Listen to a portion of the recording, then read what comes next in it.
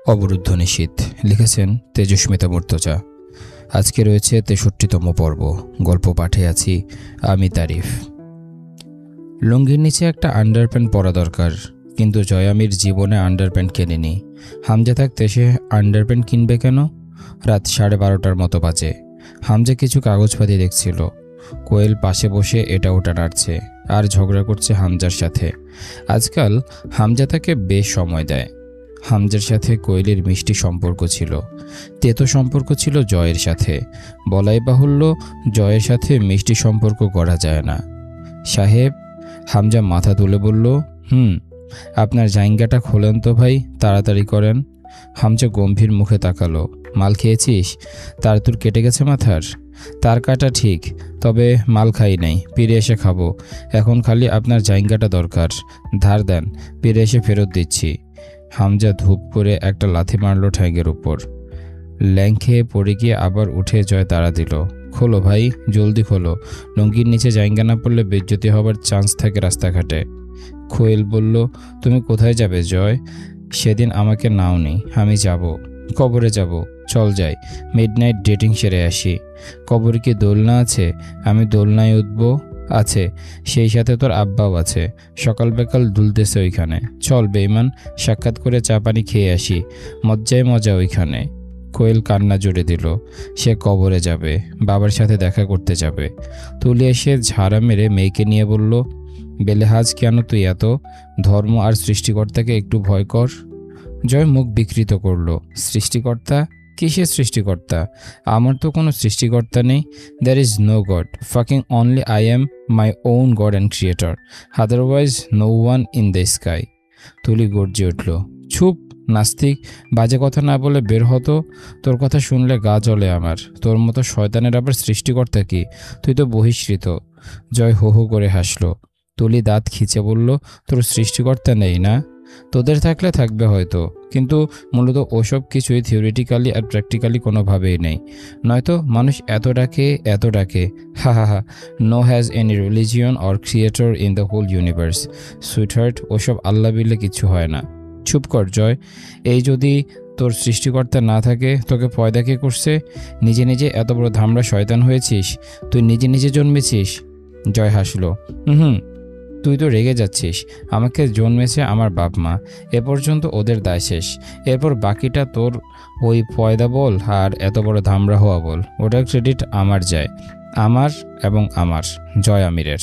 তুই নাস্তিক হয়ে কি পেয়েছিস? কি আছে তোর? অন্তত ধর্মবিশ্বাসটুকু রাখতি জীবনে, ফাঁটা বাস।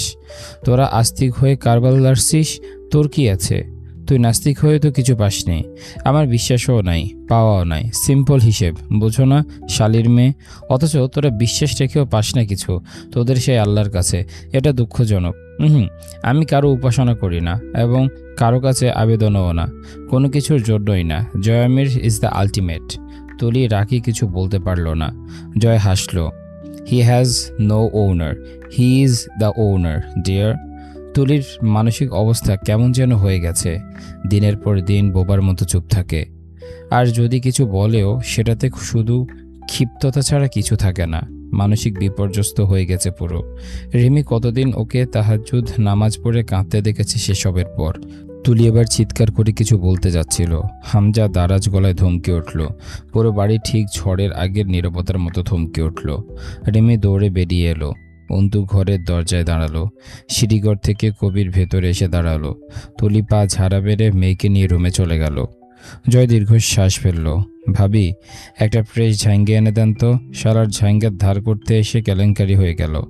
লুঙ্গির নিচে আন্ডারপ্যান্টটা পরল। এগিয়ে এসে অন্তুকে দেখে ভ্রু কুঁচকে মাথা থেকে পা দেখল। এরপর বলল, হোয়াট হ্যাপেনিং সিস্টার? এমন তয়তয়ার হয়ে খাড়াই আছো কে? হাব্বুর কবর জিয়ারত করতে যাব।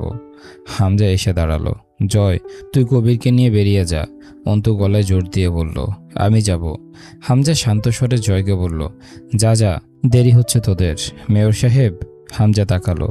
অন্তু শান্ত স্বরে বলল, আমি আব্বুর কবর জিয়ারত করতে যাব। অন্তু এক ভ্রু উঁচায়, গাড়টা কাত করে। ওরা কবরস্থানে যাচ্ছে? হ্যাঁ মেয়র সাহেব, ওরা কবরস্থানে যাচ্ছে।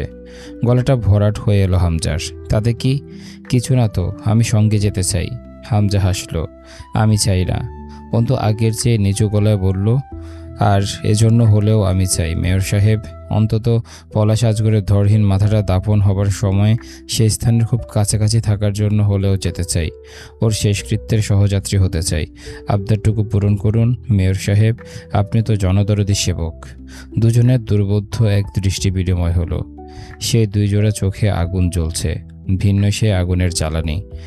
কারোটা কাঠখড়ি, কারোটা পেট্রোলিয়াম, কারোটা প্রজ্বলন, কারোটা দহন। সে আগুন চোখে চেয়ে হামজা যখন আলতো হেসে আত্মসমর্পণের ভঙ্গি করল, দেখতে ভয়াবহ লাগলো। অন্তত অগ্রাহ্য করে মাথায় ছড়া ওড়নাখালি কপাল অবধি টেনে নিয়ে বেরিয়ে গেল জয়ের পেছনে। পলাশের মাথাটায় পছন্দ ধরেছিল, গরমের কাল, তার উপর বস্তায় বাঁধা ছিল একদিন। খাদেম দাঁড়িয়ে কাঁপছে, ছোট্ট একটা শাবল দিয়ে মাটি খুঁড়ছে জয় তরুর কবরের পাশে। কবির বস্তা হাতে দাঁড়িয়ে। অন্তু পটকের বাইরে দাঁড়িয়ে সেদিন আব্বুর জন্য দোয়া করেছিল, কিন্তু কাঁদেনি। আব্বুর সাথে কথা বলল, তবু কাঁদল না। আব্বুর কবরটা ডান পাশের সারিতে, তরুটা অপর পাশে। সেই কবরের ডান পাশে জয় পলাশের মাথাটা ফুঁতল। অন্তুর আব্বুটা নেই। ডাক্তার বলেছিলেন পলাশ যেভাবে থেতলে মেরেছিল আমজাদ সাহেবকে, তাতে করে পরে সেসব দূষিত রক্ত জমে টিউমার এবং তা থেকে ক্যান্সার হবার প্রবল সম্ভাবনা রয়েছে। অন্তু খেয়াল করলো তার যন্ত্রণা হচ্ছে না। কবরের ফটক ধরে তীক্ষ্ণ চোখে চেয়ে দেখল জয়ের দক্ষ হাতের দাপন কার্য। অন্তুর মা কাছে নেই, ভাবি অন্তঃসত্ত্বা। সে পড়ে আছে এক কারাগারে। সে যতই গলাবাজি করুক, সে আছে খুব খারাপ অধিপতিদের হাতের থাবার নিচে। তবু অন্তুর কোনো দুঃখ নেই, একটুও কষ্ট লাগছে না। জয় সারা দেহে মাটি মেখে এসে দাঁড়ালো। অন্তু কাঁদছে না, তার মুখে এক ফোঁটা কাতরতা নেই, জলজল করছে মুখখানি। এখনো চেয়ে আছে পলাশের মাথার কবরের দিকে। জয় ডাকলো, ঘরোয়ালি। অন্তু তাকালো, কাজ শেষ, যাবো আমরা? থাকবে নাকি? বেশ তো লাগছে। জয় হাসল, অথচ তার খেয়াল অন্তুর নির্লিপ্ত মুখটার দিকে। তাতে সন্তর্পণে ফুটে আছে অদ্ভুত হাসি। এই অন্তু কেমন যেন, শুধু প্রতিবাদী অন্তু বোধহয় সরল ছিল। সে প্রতিবাদের সাথে এখন কি যুক্ত হয়েছে? আগেরবারও এখানে এসে অন্তু পাগলের মতো কেঁদেছে। ফটকের বাইরে বিশাল পুকুর, তরতরে পানি, আকাশের ছাদ নেই, কালো হয়ে আছে। দুজন গিয়ে পুকুর পাড়ে বসলো। কবিরকে জয় বলল, বাড়ি গিয়ে কড়কড়া একটা ঘুম দে যা, আপনাকে রেখে কেমনে। ওরে শালা, শোন কবির, ইমানদার পেছনে মারা খায়, মনে রাখিস। কবির হাসে, একটু দূরে দাঁড়িয়ে সিগারেট ধরিয়ে তাকিয়ে থাকে ওদের দিকে। অসীম দূরত্ব দুজনের মাঝে, এই দূরত্বের অস্তিত্ব অদৃশ্যে, আর এই যে দৃশ্যমান নৈকট্য তা অস্তিত্বহীন। চেয়ারের সাথে মাথাটা হেলে পড়েছিল রূপকথার। মহিলা কনস্টেবল এসে থুতনি চিপকে ধরে সোজা করে দিলে আবারও পড়ে গেল। চুলের কয়েক গাছি উঠিয়ে নেওয়া হয়েছে। ডান হাতের 3টে ও বাঁ হাতের 2টো নখ উপড়ে ফেলা হয়েছে। রড দিয়ে পিটানো হয়েছে। অকথ্য গালিগালাজও করা হয়েছে। সেসব শুনলে কোনো সুস্থ মানুষ চুপ থাকতে পারে না। রূপকথা আরাম করে শুনেছে সেসব। মামলাটা জাদা নয়, শীর্ষ সন্ত্রাস পলাশ আজগরের স্ত্রী। এত মার খেয়েও মুখ খোলার নাম নেই, পাথরের মূর্তির মতো চুপ থাকে। পুলিশগুলো অবাক হয়ে গেল। মেয়ে মানুষ এমন হয় না। প্রতিটা আঘাতে রূপকথা চোখ বুঝে ফেলে। দেখে মনে হয় যেন কিছু অনুভব করছে, কিছু মেলাচ্ছে। রূপকথা পলাশের করা আঘাতের সাথে পুলিশের আঘাতগুলোর তুলনা করেছে। এখনও অবশ্য বুঝতে পারছে না কোনটা যন্ত্রণাদায়ক বেশি। তার মনে হচ্ছে পলাশেরটা, কারণ পলাশ আঘাত করলে সে চিৎকার করত, কাঁদত, পলাশের কাছে মুক্তি ভিক্ষা চাইত। পুলিশ মারছে, তার চেঁচাতে বা কাঁদতে ইচ্ছে করছে না, অলস লাগছে খুব। আঘাতগুলো বিশেষ কিছু লাগছে না। অন্তু একবার বলেছিল, আমজাদ সাহেব বলতেন, ব্যথার ওপর ব্যথা দিলে আর ব্যথা লাগে না। ব্যথাহীন হবার শর্ত হলো ক্রমাগত ব্যথা পেতে থাকা ততক্ষণ, যতক্ষণ না ব্যথাটা আর ব্যথার মতো অনুভব হয় না। তার কি আবার তাই হলো? সে ব্যথাহীন হয়ে গেছে। আশ্চর্য আরেকটা বিষয় আছে, তার মৃত্যুদণ্ড হতে পারে রাজন আজগরের কন্যা হওয়ার খাতিরে। কারণ বাংলাদেশের আইন সক্রিয় হয় পাপীর ধ্বংসের পর। যতদিন পাপী পাপ করতে পারে করুক না, দোষ কি? শুধু শুধু পাকড়াও করে পরিশ্রম করা আর শরীরের ক্যালোরি খরচা, এটা বাংলার আইনের বিধান। যখন পাপী মরে যায় অথবা দুর্বল হয়ে পড়ে, তখন তার পাপের মাল বাজেয়াপ্ত করা থেকে শুরু করে সব রকম আইনি পদক্ষেপ নেওয়া শুরু। সেই হিসেবে রূপকথার এখন পাশে হতে পারে। রাজন আজগরের সম্পত্তি ও কালোধান্দা সবটা নিয়ে চরম তোলপাড় তদন্ত শুরু হয়েছে। রূপকথার মৃত্যুকে ভয় লাগছে না। সে শুধু সময় কাটাতে চাইছে, যাতে ততটা সময় জয় পলাশকে পুড়িয়ে সবটা কাটিয়ে উঠতে সুযোগ পায়। চেয়ারের একদম উপরে স্পটলাইট। অফিসার বারিক সামনে এসে বসলেন। সেখানে অন্ধকার। রূপকথার ব্লাউজের হাতাটা ফেড়ে গেছে। ফর্সা দেহে চামড়ার নিচে রক্ত জমাট বাঁধা, কোথাও চামড়া পেটে রক্ত গিয়ে শুকিয়ে গেছে। সে রক্তাক্ত খোলা দেহের দিকে বারিক লালসার চোখে চেয়ে রইল। মুখটা বিশ্রীভাবে আঘাতপ্রাপ্ত, তবু সুন্দরিত রূপকথা। বারিকের ভেতরে তোলপাড় শুরু হলো। এটা পাপ নয়। রিমান্ডের 3rd ডিগ্রি টর্চারের নারী কয়েদিদেরকে দর্শনের নজিরও আছে। ওসব এখন কোনো ব্যাপার না, সব জায়েজ। বারিকের আদেশে লোহার একটা রড গরম করে আনা হলো। বাহানা করে রূপকথার ছেঁড়া ব্লাউজটা আরেকটু ফেরে আঁচল নামিয়ে দিল। লোহার রড গরম হয়ে আগুনের হলকার মতো লাল টকটকে হয়ে আছে। তার রূপকথার চামড়ায় ঠেকাতেই চ্যাত করে শব্দ হয়ে নরম চামড়াটা গলে গলে গেল। রূপকথা একটু আর্তনাদ করে ওঠে, দাঁতে দাঁত চাপে। এরপরে ছ্যাঁকাটা রূপকথার বুকের স্পর্শকাতর নরম অংশে ঠেকানো হলো। রূপকথা হাসল। লোকে শুধু পলাশদের দোষ দেয়। বোকা বাঙালি। কত পলাশ আইন রক্ষাকারীর ইউনিফর্ম পরে জীবন কাটাচ্ছে, তার খবর বোকা বাঙালি রাখবে? বারিক কি পলাশ নয়? ভাবনায় পড়ল রূপকথা। বারিক বোধ হয় পলাশের চেয়েও খারাপ। পলাশ তো পাগল, পলাশ তো খারাপই। কিন্তু বারিক? রূপকথার বুকের মাংস অনেকখানি ঝলসে গেল গলে। হাতের বাহুতে গর্ত তৈরি হলো মাংস ক্ষয়ে। জ্ঞান হারিয়ে চেয়ারে হেলে পড়ল। উচিত ছিল মেঝেতে লুটিয়ে পড়ল না। হাত পা কাঠের চেয়ারে বাঁধা। বারিক বিরক্ত হলো। এখন আবার হাসপাতালে সরাতে হবে। কাজের কাজ হলো না, কোনো তথ্য দিল না। বিয়ের কম বেশি 6 মাস পর অন্তু প্রথমবার হামজার কাছে ভার্সিটি যাবার অনুমতি পেয়েছিল। একদিন জয় সঙ্গে নিয়ে কিছু বই কিনে দিয়েছিল। আর এরপর আবার অনুপস্থিতি ও বিস্তর পড়ালেখার ঘাটতি পড়ে গেছে। জয় কোথাও গেছে, তার কত কাজ থাকে চারদিকে। কবির ড্রাইভিং করতে করতে হঠাৎই বলল, ভাবি, একটা কথা বলুন, আপনি কি আমারও ঘেন্না করেন? আর কাকে কাকে করি? কবির থতমত খেলো একটু, পরে বলল, জয় ভাইয়ের ওপর আপনার ঘেন্না আছে, আমি জানি। ভুল জানেন। কবির ছকিতে পেছনে ফিরে তাকালো। অন্তর অভিব্যক্তি নির্লিপ্ত। আপনি খুব অদ্ভুত, তাই নাকি? কবির আবার তাকালো একবার। অন্তু বলল, সামনে তাকিয়ে ড্রাইভিং করুন, নয়তো দুজনেই সোজা পরকালে পৌঁছে যাব। কবির একটু লজ্জিত হাসল। আমি কত বেয়াদবি করেছি আপনার সাথে? ও কিছু না, ক্ষমতার দাপটে কত কিছুই করে লোকে। ওসব আমাদের ধরতে আছে নাকি? ধরে কত খেসারত গেল দেখেছেন? আপনি কিছু করেননি, করেছে আপনার ক্ষমতা। আর আপনার ক্ষমতা কি কে জানেন তো? কবির অবাক হয়ে যাচ্ছিল নতুন করে। এই নারীটির জন্য তার খারাপ লাগে। ব্যাপারটা খুব অদ্ভুত, তবু সত্যি। যেদিন জয় নারীটির সম্মানকে মানুষের মাঝে হরির লুটের মতো বিলিয়ে দিচ্ছিল, সেদিনও কবিরের এক অদ্ভুত জ্বালা উঠেছিল বুকে। আবার এটাও সত্যি যে সে জয়কে অন্ধের মতো ভালোবাসে। কিন্তু জয় খারাপ কাজ করলে তার খারাপ লাগে, তবু বাধা দেয় না। ভার্সিটির ফটকের সামনে গাড়ি থামিয়ে দ্রুত এলো কবির গাড়ির দরজা খুলে দিতে। অন্তু নিজে দরজা খুলে নেমে বলল, এসব আনুষ্ঠানিকতা দেখাবেন না আমার সঙ্গে, আমি বিশেষ কেউ নই। আগে যে ভার্সিটি পড়ুয়া এক সাধারণ মেয়ে ছিলাম, আজও তাই আছি। কোনো পাপিষ্ঠ ঘরের বউ হওয়াটা সম্মানের নয়। কবির মাথা নিচু করে আস্তে করে বলল, আমি ক্লাস শেষে নিতে আসবেন। অন্তু ভেতরে চলে গেল। কবিরকে দেখে ছেলেরা এগিয়ে এলো। জয় আমিরের খোঁজ চাইল।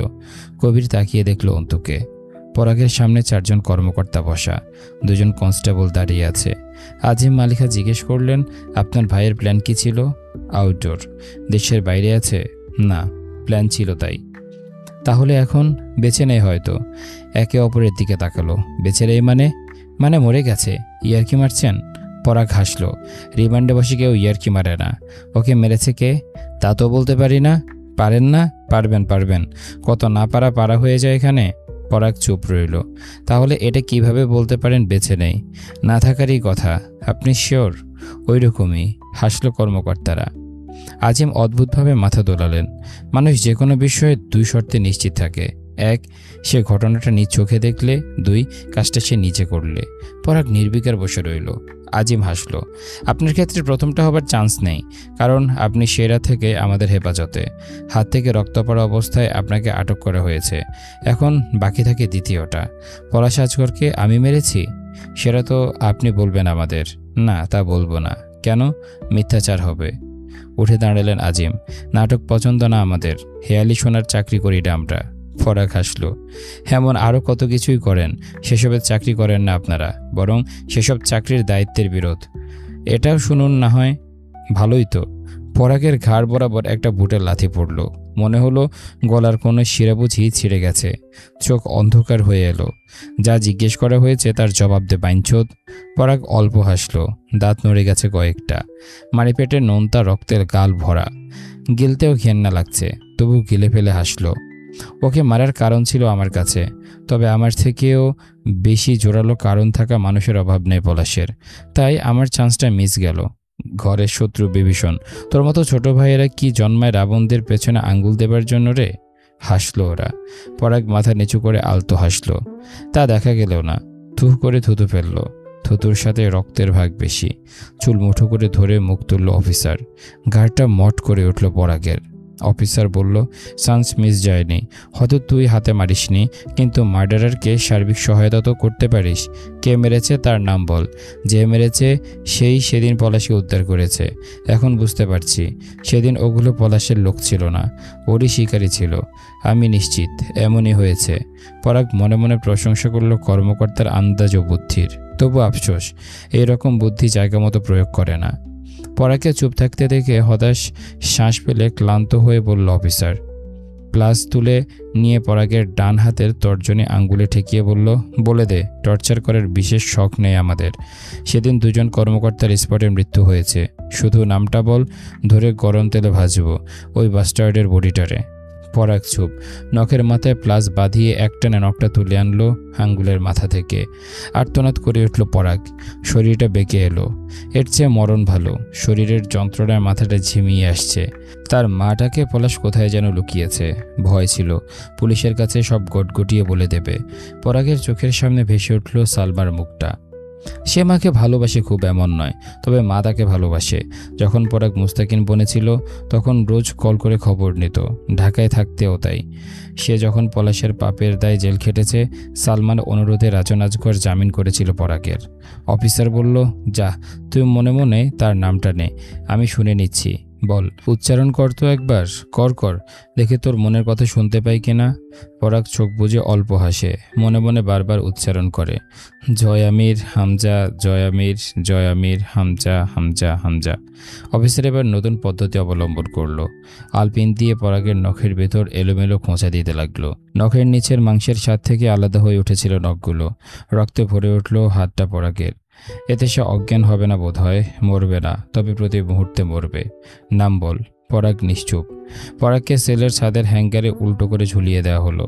এক মুহূর্তে সমস্ত দেহের রক্ত মাথায় মুখে ভরে উঠল। শ্বাস নিতে পারা যায় না এই অবস্থায়। হৃদযন্ত্রে রক্তের ঘাটতি, অক্সিজেনের ঘাটতি, পুরো শরীরে রক্ত চলাচলে বিঘ্ন। শরীরটা অসাড়, অবশ। অফিসার আবার বলে, নামটা বল, ছেড়ে দেবে এখনকার মতো। পরাগ হাত দুটো মাটির দিকে ঝুলে পড়ে। মাংসপেশিতে কঠিন টান লাগছে। দেহের সমস্ত ভর জড়ো হচ্ছে নিচের দিকে, সহ্যের মাত্রা ছড়াচ্ছে। পরাগ জানে তার মৃত্যুদণ্ড হবে। তার জীবনে পাপ ও দৃশ্যমান পাপের মতো দেখতে ভুল বোঝাবুঝি কম নয়। জয়ের নাম বলায় কোনো সমস্যা ছিল না তার, কিন্তু জয়ের কাজ পুরোয়নি এখনও। ও জয় কাজবার সেরে মরুকগে। পরাগের কি? জয় বাঁচতে চাইলে তাকে মারতে চাওয়াটা যেত। ও বেটা কখন জানি নিজে আত্মসমর্পণ করবে। পরাগের নাম বলতে ইচ্ছে করছে না। সে বোধহয় জ্ঞান হারাচ্ছে। তাহলে তো সোনায় সোহাগা, যন্ত্রণা থেকে সাময়িক মুক্তি। চোখটা বুঝে এলো। আস্তে আস্তে চেতনার লোপ পাচ্ছে তার। অন্তু রিক্সা থেকে নেমে দৌড়ে বাড়িতে ঢুকলো। এতটা অস্থির ও চঞ্চল তাকে দেখা যায় না। কবির দৌড়ে গিয়ে ভাড়া পরিশোধ করলো। এখনো সময় বাকি কত। ফিরে এসেছে অন্তু। রিমি ও তুলি ছুটে গেল। অন্তু জয়ের মতো জগ উঁচিয়ে ধরে ঠক ঠক করে ঠিক জগের অর্ধেকটা পানি খায়। এরপর ধপ করে বসে পড়ে চেয়ারে। তুলি ঝাঁকালো অন্তুকে, এই মেয়ে, কি হয়েছে? ভয় পেয়েছ? কেউ কিছু বলেছে? রাস্তায় কিছু হয়েছে? রিমি বসে পড়ল অন্তুর কোল ধরে। আরমিন, কিছু বলছেন না কেন? কিছু হয়েছে? অন্তু ছট করে হাসলো। তা অদ্ভুত দেখালো। আব্বুর কথা মনে পড়েছিল। মনে হচ্ছিল বাড়ি ফিরলে আব্বুকে পাবো, তাই দৌড়ে এসেছি। দুজনের কাছে খুবই বেমানান ও অবিশ্বাসযোগ্য লাগলো কথাগুলো। অন্তু অনেকক্ষণ ধরে গোসল করলো সেদিন। বাথরুমে জয় 3-4টা ভেজা লুঙ্গি পরে আছে। এভাবে 3-400 হয়ে গেলেও নতুন কিনে এনে পড়বে, তবু ধুয়ে দেবে না। এই কাজটা তরু করত, কখনো সাহানা। বিয়ে হয়ে এসে বউ ভাতের দিন রিমিকে জয়ের লুঙ্গি ধুতে হয়েছিল। ভিজে পড়ে থেকে থেকে পিচ্ছিল হয়ে গেছে লুঙ্গিগুলো। অন্তু ধুয়ে দিল। গোসল শেষ করে জোহরের নামাজ শেষে দীর্ঘ হলো তার মোনাজাত। মহান প্রতিপালকের কাছে হাত তুলে অনেকক্ষণ বসে রইল, কিন্তু কাঁদল না, ঠোঁট নড়ল না। তিনি অন্তর্যামী, তার কাছে আহাজারি করার কি? বন্দার ভেতরে রক্তক্ষরণ তিনি দেখেন। বড় ঘরে পাহারা নিযুক্ত করা হয়েছে, সবগুলো দরজা পথে লোক মোতায়েন করা হয়েছে। অন্তু ফিরে এলো, সেদিন দুপুরে খেলো না। অন্তুর ভেতরে একটা সন্দেহ জেগে উঠেছে। হামচার তাকে হঠাৎ ভার্সিটিতে যেতে দেবার অনুমতিটা ঠিকঠাক লাগছে না। দুভাই ছাদে বসে অনেক রাত অবধি মদ খেলো। হামজা জিজ্ঞেস করলো, রূপকথার সঙ্গে দেখা করতে গেছিলি? কথা আপা কারাগারে সেফ না ভাই। কারাগারে সেফটির প্রশ্ন? দুজন হুহা করে হাসলো। এক প্যাক গিলে শান্ত হয়ে আকাশের দিকে তাকালো হামজা। জয়, কোন দিকে এগোচ্ছি রে আমরা? যদি একটু আধ্যাত্মিক শব্দের মাধ্যমে বলতে চাও তো আমরা এগোচ্ছি কালগর্ভের দিকে। সময়ের গর্ভ? তাও যে সে সময় না, মহাসময়। দুজন মাতালের মতো হেলে দুলে হাসলো। হামজা সিগারেটে দুটো টান দিয়ে চোখ ফিরিয়ে বলল, রাতে খেয়েছিস? পেট ভরা ভরা লাগছে, মনে হচ্ছে ভক ভক করে বমি হয়ে যাবে। গলায় আঙ্গুল ঢুকিয়ে বমি কর, আজ আর গিলিস না। হামজাও শুয়ে পড়ল শটান হয়ে। সেলের বাইরে রূপকথা জয়কে দেখে হেসেছিল। জয় জিজ্ঞেস করলো, দিনকাল ভালো তো? রূপকথা উঠে এসে সেলের শিক ধরে দাঁড়ানোর চেষ্টা করে বলল, ভালোই তো। কেন এসেছিস? বেঁচে থাকতে ভালো লাগছে না? লাগবে না কেন? বেঁচে থাকার জন্যই তো বেঁচে থাকা। রূপকথাকে হাসপাতালে এনে সেলে রাখা হয়েছে। বাহুতে ব্যান্ডেজ জড়ানো, ছেঁড়া নোংরা শাড়ির আঁচল মেঝেতে ঘষেছে। সুন্দর মুখটা বিবর্ণ, অথচ ঠোঁট হাসছে, ভয়ানক রহস্যকারা মলিন সেই হাসি। সে অনেকক্ষণ তাকিয়ে রইল জয়ের চোখের দিকে। জয় চোখ ফেরালো না, কিন্তু খানিক বাদে আচমকা যখন জয় হেসে উঠল এক দৃষ্টে চেয়ে, রূপকথার বুকের ভেতরটা ছলকে উঠল সেই হাসিতে। শরীরটা শিরশির করে কেঁপে উঠল জয়ের চোখে তাকিয়ে। জয় তখন জোর করে হেসে উঠল। রূপকথা এগিয়ে এসে সেলের ভেতর থেকে হাত বাড়িয়ে হাত ধরল জয়ের। কি করছিস তুই জয়? কি চাস জীবনে? এত প্রশ্ন কেন? জবাব দিলেই তো হয়, না দিলেও হয়। আসলে আমি কিছুই করতেছি না, লাইফ এনজয় করতেছি। কেন এসেছিস? এলাম ঘুরতে ঘুরতে। জেলখানা একটা ভালো পর্যটন কেন্দ্র হতে পারে। হামজা সাহেব সংসদে সিট পেলে দেখে এ ব্যবস্থা করা যায় কিনা। দুজন বসলো, একজন ছেলের ওপারে একজন এপারে, কিন্তু বসলো কাঁধে কাঁধ মিলিয়ে। মাঝখানে লোহার শিকের ফারাক। রূপকথা আচমকাই বলে, তোর কি আমাকে দেখে কষ্ট হচ্ছে জয়? হচ্ছেই তো, কষ্টে বুক ফাটে, পাতিল হাড়ি কুত্তায় চাটে, এইরকম ধরনের কষ্ট হচ্ছে। রূপকথা হাসলো, আমার স্বামীকে মেরে ফেলেছিস? তোমার স্বামীকে? ছি, মেরে ফেলবো কেন? না মেরেই ভালো করেছিস। জয় রূপকথার বাহুর থকথকে গলিত মাংসের দিকে চেয়ে রইল। ব্যান্ডেজ আলগা করে ফেলেছে রূপকথা। জয় হাসলো। আমার নাম জানতে চাইছিল ওরা? না, পলাশ কোথায় তা জানতে চেয়েছিল। আমার কাছেই পলাশ ছিল, এ তথ্যটাই মূলত দরকার ছিল ওদের, বললেই ছেড়ে দিত। কিন্তু বলতে ইচ্ছে করল না। জয় গা দুলিয়ে হাসল। জয়ামিরের উপর রক্তের ঋণ চাপিও না, চাপালে কি অনবরত রক্ত ঝরে তার শরীরে, বয়ে যাবে কোথাও, ঋণ পরিশোধ হবে না। তোর কাছে আছে কি দিবি আমায়? তুই তো কাঙ্গাল। তাও এক কথা, একটা চাকরি বাকরি করা লাগবে। সামনে পড়ে বেকার বলে বদনাম ঝাড়ছ, মানবিকতার অভাব। খানিক চুপ থেকে রূপকথা বলল, কয় খণ্ড করছিস রে? মনে নেই এক্স্যাক্ট, কম বেশি 4-5। জয় আর দাঁড়ায়নি, চলে এসেছিল। টান টান হয়ে শুয়ে আকাশ দেখতে ভালোই লাগে, কিন্তু চোখ মুখ ঘোলা হয়ে আসছে, হ্যাং ওভার ধরেছে। মাথার নিচে হাত, আকাশের দিকে তাকিয়ে গান ধরল জয়। ইট গামলায় ইট বানাইয়া, চারদিকে ভাটা সাজাইয়া, মাঝখানে আগুন জ্বালাইয়া দিল গো, ভেতরে পুড়িয়া সারা, মাটি হইয়া যায় অঙ্গারা। এখন আমি কি করি উপায়? হামজা নিচে নেমে গেল। প্রেশার বেড়েছে বোধ হয়, মদ্যপান নিষিদ্ধ তার জন্য। ঘরে ঢুকে দেখল রিমি শুয়ে আছে। তাকে দেখেও উঠল না, কথাও বলল না। মাথা ঝিমঝিম করছে, ঘরে শুতে ইচ্ছে করছে না। ইচ্ছে করছে দূরে কোথাও জঙ্গলে গিয়ে রাতটা কাটিয়ে আসতে। জয় ঘরে এলো 2টোর দিকে। অন্তু বসে আছে মেঝেতে। জয় দেখেও না দেখার মতো গিয়ে থুপ করে শুয়ে পড়ল। অন্তু কিছুক্ষণ পর ডাকল, আপনার সঙ্গে কিছু কথা আছে। চুপ থাক, ঘুমাচ্ছি আমি, যা কথা পরে টরে। এখন বলাটা দরকার। মুখ বন্ধ রাখ শালি, মাথা ধরেছে খুব, ঘুমাবো আমি। অন্তু বসে রইল। তখন 2টো বাজছিল রাতে। জয় ঘন্টা 2 মরার মতো ঘুমালো। 4টার দিকে উঠল। অন্তু বসে আছে ওভাবেই। বিরক্ত হয়ে বলল, কি কথা কও? জয়নাল আমির আপনার চাচা না? ছোট চাচা, বলেছিলাম আমি। জাভেদ আমির? থিওরিটিক্যালি আমার বাপ। বড় চাচার নাম কি? জয় ভ্রুকুচকে ফেলল। ভার্সিটিতে গিয়েছিলাম। অন্তু জয়ের এমন অলৌকিক আন্দাজ শক্তিতে একসময় ভীষণ অবাক হতো, এখন হয় না। মনে হতো জয় আধ্যাত্মিক ক্ষমতা জানে, মানুষের মন ও পারিপার্শ্বিক ঘটনা সব তার আয়ত্তে। জয় লাফিয়ে নামল খাট থেকে। জিন্না আমির নামের কারো কথা বলেছে ওরা? অন্তু বিস্ময় ভ্রু জড়ালো। নিজস্ব জিন পোষেন নাকি? জয় মাথা নাড়ল দুপাশে। অভিজ্ঞতা বেশি, ততটা বোধ হয় বেশি না যতটা চতুর আপনি। আমার বাপের বড় ভাইয়ের ছেলে, জিন্না আমির। জয় আচমকা শক্ত হলো। কারা আইছিল? কয়েকজন। কি বলল? মোরসালিন মোহনকে ছেড়ে দিতে বলেছে। তাহলে জিন্না আমিরকে ফেরত দেবে ওরা? জয় খানিক চুপ থেকে মাথা ঝাড়া মেরে হাসল। জিন্নাকে গুম করেছে আজ 2.5 বছর। বেঁচে আছে কিনা সন্দেহ। খানকির বাচ্চারা এখনও নাম ভাঙিয়ে খাইতে চায়। শুয়োরের বাচ্চাদেরকে বোঝাবো জয় আমির গু খায় না। তার নাম কয় নাই? আনসারি মোল্লা বোধ হয়। সাথে আর কে ছিল? অন্তু কথা বলল না। গভীর চোখ দুটোয় জীবনের কাতরতা। বারান্দার অন্ধকারে চেয়ে রইল। জয় বলল, তোমাকে কি বলেছে? কাঠের পুতুলের মতো বলল অন্তু। আপনাকে বুঝিয়ে বলতে বলেছে। নয়তো আমার ভাবি আর আম্মু, ও সাথে আমাদের বাড়িও পেট্রোল ঢেলে পুড়িয়ে দেবার কথা জানালো। জয় হেসে উঠল। তো ঘরোয়ালি, তোমার প্রাণপ্রিয় ধর্মীয় গোষ্ঠীর আগ্রাসী ব্যাপার স্যাপার কেমন এনজয় করলে? বুঝতে পারি না আমি এসব। দৃষ্টিকোণ বদলাতে থাকে এক এক সময়। আমি রাজনীতিকে বুঝতে চেষ্টা করছি, অথচ পারছি না। জয় হো হো করে হাসল। রাজনীতি বোঝার মতো বিষয় নয় সিস্টার, এটা একটা নীতি। That's mean policy. ওটা মেনে চলতে হয়, ব্যাস। বুঝতে গেলে হারিয়ে যাবে, কুল পাবে না। কেমন পলিসি? Bloody diplomatic policy. ওদের 3 জন প্রধান নেতাকর্মীর শাস্তির রায় কার্যকর হয়েছে। ওরা যুদ্ধ অপরাধী, মানবাধিকার বিচারে সাজা পাচ্ছে। তাতে কি? ওরা ছাড়া আর কেউ নেই? ওরাই কেন? কারণ ওরা বিরোধী দলের সঙ্গে জোট করেছে তাই? ওরা নিজেদের বক্তব্যে আপনাদের সরকার ও শাসন ব্যবস্থার ভুলগুলো ধরিয়ে দেয়, মানুষের মাঝে সেসব কথা পৌঁছায়। তাই নাকি অন্য কারণ? মুরসালিনও কি তাই? মুরসালিনের বাপেরা ছিল মোল্লার বংশধর, ধর্মের প্রতি দুর্বল।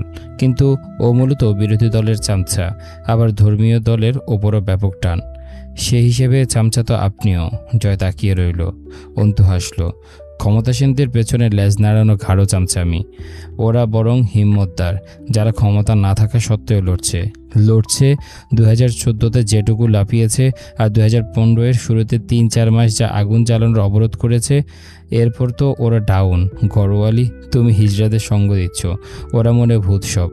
সঙ্গ আমি কারোই দিচ্ছি না। আমি শুধু চাইছি ওদের মুক্তি দিন। ওরা অপরাধ করেনি। আর কিছু বলতে পারছি না, কারণ আমি রাজনীতি বোঝার চেষ্টা করছি সবে, বুঝতে পারছি না মোটেই। ওরা বড়শির আগে ঝুলানো টোপ, মাছ চেপে ওঠা না অবধি ছাড়তে পারি না। ওরা এমনিতেও দুর্বল, থেমে গেছে সেই কবে।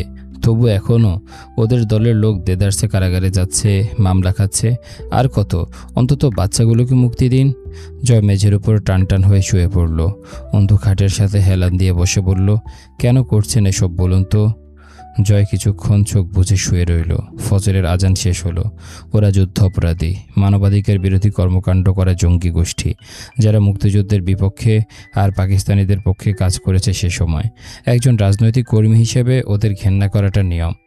আর তাতে ক্ষমতা হাসিল খুব সহজ হয় আপনাদের, কি বলেন? জয় হাসল। ওটা হামজা ভাইয়ের জন্য, আমার ওসব কিছু না। অথচ আপনি নিজেকে কতন পর্যায়ে নিয়ে দাঁড় করিয়েছেন, যেখান থেকে ফেরার পথ নেই। মেরে ফেলবে? মৃত্যু আপনার জন্য নয় জয় আমির, মৃত্যু তাদের জন্য যারা মৃত্যুকে ভয় পায়। মৃত্যু অন্তত আপনার শাস্তি হতে পারে না। জয় নিঃশব্দে হাসল কেবল, কিচ্ছু বলল না। আজ আমাকে ভার্সিটিতে যেতে দেওয়া হয়েছিল। কোনো বিশেষ ব্যাপার নাকি? কি করেছেন ওদের সঙ্গে? জয় এই ব্যাপারটাকে সাইডে করে দুপাশে মাথা নেড়ে ভ্রু উঁচিয়ে গম্ভীর কণ্ঠে জিজ্ঞেস করল, তোমার কি হয়েছে? অন্তু তাকালো জয়ের দিকে। তাদের দুজনের নীরব এই বোঝাবুঝির মাঝে যে অসীম বিরোধ, তার কোনো পরিণতি নেই। ভাবির বাচ্চা পেটের ভেতরে অসুস্থ, আম্মু কল করেছিল। ব্যাপারটা মঙ্গলকর, তোমার ভাই নাই, বাচ্চাটা থাকা মানে ভাবির জীবন ক্ষয়। অন্তু কঠোর চোখে তাকালো, জানোয়ার আপনি। সকালবেলা জানা গেল কবিরকে গ্রেপ্তার করা হয়েছে। হামজা পাটোয়ারি পৌরসভার মেয়র। তাকে সরাসরি প্রথমে আনা হলো না আইনি জিজ্ঞাসাবাদে, কিন্তু খুব শীঘ্রই যে আনা হবে তা চিরন্তন সত্য। জয় আমির খাড়া দুপুরে বড় ঘরে উপস্থিত হলো। পেছনে অন্তু। জয় গলা চেপে ধরল অন্তুর। তুই কোথায় যাচ্ছিস? অন্তুর তপ্ত শ্বাস জয়ের হাতে পড়ছিল। আরও শক্ত করে চেপে ধরল গলাটা জয়। রুমে যা, কুপিয়ে কেটে ফেলবো একদম। হয় কুপিয়ে কাটবেন, অথবা আমি আপনার সঙ্গে বড় ঘরে যাব। জয়ের চোখে রক্ত ছুটে বেরোচ্ছে। ঘুম পুরো হয়নি, নেশার ঘোর কাটেনি, মাথা ঝিম মেরে আছে। ছেড়ে দিল গলাটা, কথা বলতে ইচ্ছে করছে না। ড্যাগ ভরে রান্না হয়েছে, খেতে দেবার জন্য বাড়ির মেয়েদের দরকার। মুরসালিনের সামনে জয় সেদিন অবধিও সেভাবে বসেনি, ওকে জিজ্ঞাসাবাদ করেনি। যা করার বাপ্পি, সোহাগ, আজাদ আর প্রধানত হামজা করেছে। সেদিন প্রথমবার জয় আমির সৈয়দ মুরসালিন মোহনের সম্মুখে বসল। ছাঁটাই পেতে দেয়া হলো, সবাইকে একসঙ্গে খাওয়ানো হলো। সেদিন অবরুদ্ধ কুঠিতে জয় ওদের সাথে বসে গোগ্রাসে গিলল। খেতে খেতে মুরসালিন বলল, জয়, মনে পড়ে তোর? এভাবে দিনের পর দিন দস্তরখান বিছিয়ে কলার পাতায় খাবার খেয়েছি এক পাতে। জয় তাকালো না, কথাও বলল না। অন্তু ওদের পেট পুরে খাওয়ালো, যতটা সম্ভব যত্ন করে খাওয়ালো। তার মুখ উজ্জ্বল হয়ে উঠেছে। অভুক্ত বাচ্চারা খাচ্ছে, নিদারুণ খিদে আর পিপাসা ওদের। পরনের পাঞ্জাবি ছেঁড়া পাড়া, নোংরায় ঢাকা। এই ছিল আজকের পর্ব। কেমন লেগেছে তোমাদের কমেন্ট করে জানাও। দেখা হচ্ছে পরের পর্বে। ততক্ষণ পর্যন্ত সবাই ভালো থাকো, সুস্থ থাকো। আজকের মতো আমি তারিফ এখানে বিদায় নিচ্ছি। আল্লাহ হাফেজ।